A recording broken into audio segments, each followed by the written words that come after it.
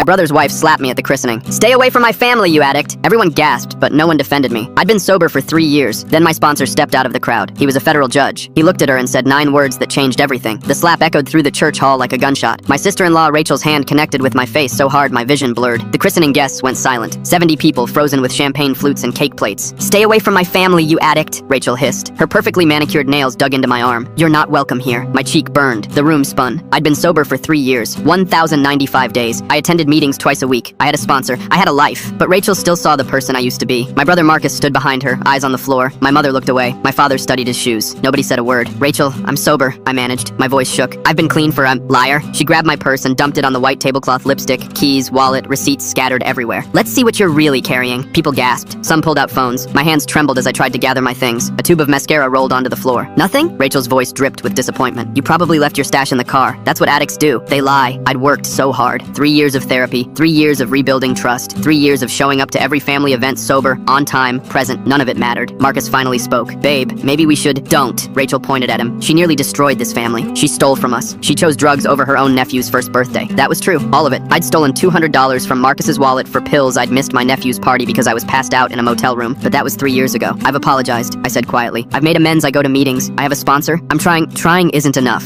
Rachel's eyes were cold. "You'll always be an addict. You'll always be a risk to my children." The christening guests murmured. Some nodded. Others looked uncomfortable but said nothing. I felt myself shrinking, disappearing. Then someone moved through the crowd. A man in a dark suit, silver hair, kind eyes behind wire-rimmed glasses. Thomas, my sponsor. I'd invited him weeks ago but didn't think he'd actually come. He usually kept our relationship private. That's how AA worked. But here he was. "Excuse me," Thomas said, his voice calm but commanding. I couldn't help overhearing. Rachel turned. "And you are?" "Thomas Brennan." He extended his hand. She didn't take it. "I'm Sarah's AA sponsor. I've worked with her for 3 years." "Great," Rachel said. "Another addict." "Actually, I'm a federal judge." Thomas pulled out his wallet and showed her his credentials. "Southern District. I've been sober for 22 years. The room shifted. People straightened. Phones lowered. Rachel's confidence faltered. That's nice, but I've watched Sarah rebuild her life." Thomas continued. "She's attended over 300 meetings. She's sponsored 2 other women. She volunteers at a crisis hotline every Tuesday night." My throat tightened. I didn't know he'd been paying that much attention. "She also filed paperwork with the court system 6 months ago," Thomas said. "A formal request to make amends through community service. I reviewed it personally." Marcus looked up. "She did?" 200 hours at a youth addiction center." Thomas looked at me with something like pride. "She's already completed 140. My mother's hand flew to her mouth. "Sarah has done everything right," Thomas said. "She's faced her mistakes. She's made restitution. She's built a life of service and accountability." He turned to Rachel. His voice stayed calm, but something steel entered it. "What you just did, publicly humiliating someone in recovery, dumping their belongings, calling them a liar, that's called defamation, in front of 70 witnesses." Rachel went pale. "As a federal judge, I'm a mandatory reporter for harassment cases involving protected populations.